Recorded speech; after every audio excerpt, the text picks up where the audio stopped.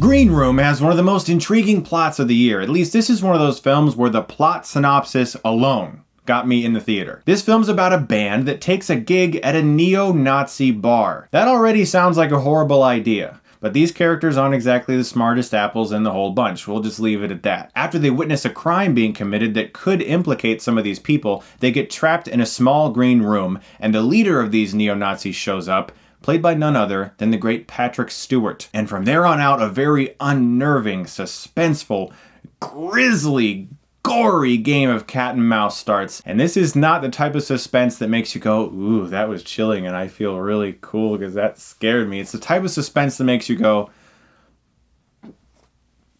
and in this rare case, I don't think that's a bad thing. This movie had to be that disturbing. And sometimes there are moments where I actually just was like, I don't need to see that. That's a little much. And I'm not saying it's a bad thing. It sort of really sells the horrifying situation these characters are in. This comes from the director of Blue Ruin, which is a film I enjoyed, but was particularly annoyed by how stupid some of the characters were. Unfortunately, the director has chosen to make a very similar film in regards to its characters. There really is no one to root for. You don't want this band to be murdered, but you don't really feel particularly much for any of them because they're all kind of dumb and they do really stupid things and make the worst choices you could possibly make in a situation like this. It's not to say that all of us would do the smart thing, but sometimes when you're watching these movies, you just want to take these characters and wring their necks and tell them, why in the living hell would you ever do something that dumb? You're going to die. And it's funny because the director himself has actually acknowledged this. He calls this the third film in his unofficial inept protagonist trilogy. This is another film that he's made in which some characters have absolutely no idea what they're doing and are thrown into a horrible situation. And they make choices that don't make sense and they suffer for it. And the director has acknowledged this. It was a little disappointing to see him do something similar in that way, but this film is different enough from Blue Ruin that I can look past that. I just hope his next film isn't another movie about a bunch of idiots that get caught into a horrible situation, because I think that would be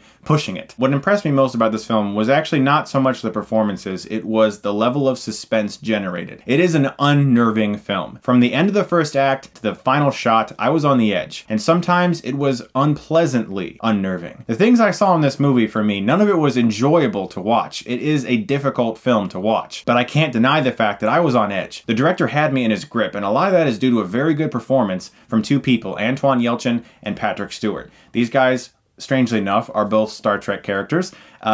One is Chekhov and the other is Jean-Luc Picard, and that's kind of funny. I just now thought of that. What was unfortunate, though, is that Patrick Stewart never really gets that big moment. I feel like his character was underutilized, and as such a great actor in such a strange role for him, I do feel they didn't get enough out of that character. Looking back on the film, there isn't that one scene where I think, oh my god, I'm going to rewatch that scene because he was so incredible in that scene. For instance, the movie Heat, directed by Michael Mann. Great film, filled with tons of amazing scenes, but what's the one scene that everyone always focuses on as being the scene? Well, the dinner scene between Pacino and De Niro. There was never that one scene for me in Green Room for his character, and I wish that he had that moment, but he was just sort of giving a good performance all the way through, but I feel he was underutilized. So as a suspense film, it works. I was on the edge of my seat for the majority of it. Nevertheless, I liked it. Good performances, good suspense. They could have utilized Stewart's character a little bit more, and I do wish the characters that we were supposed to kind of be rooting for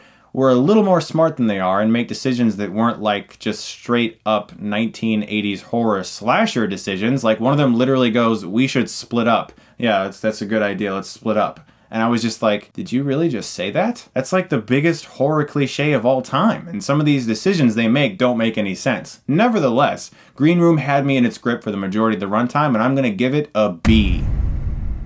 Guys, thank you so much as always for watching. I'm going to have some more reviews coming for you very soon this weekend. I've already seen some other films. Going to be reviewing those shortly. You guys are the best. Thank you so much for watching. And if you like this, you can click right here and get Stuckmanized.